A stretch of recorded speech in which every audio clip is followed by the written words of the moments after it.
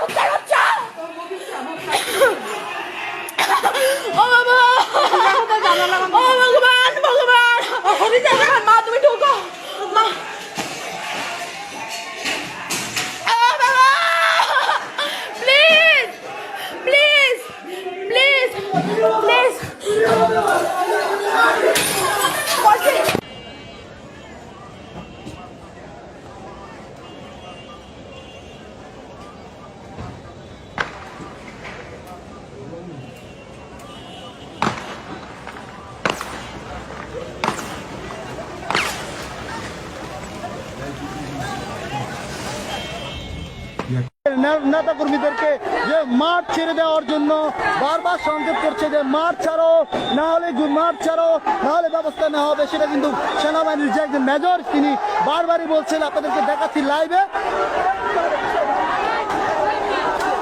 এবং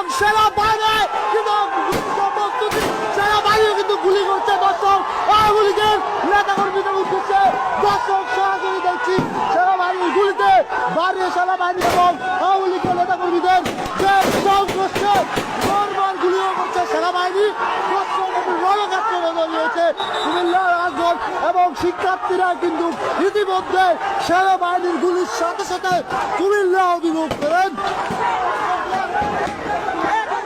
সেনাবাহিনীর বেশ কয়েকটি গুলির শব্দ কিন্তু আমরা শুনতে পেরেছি দর্শক।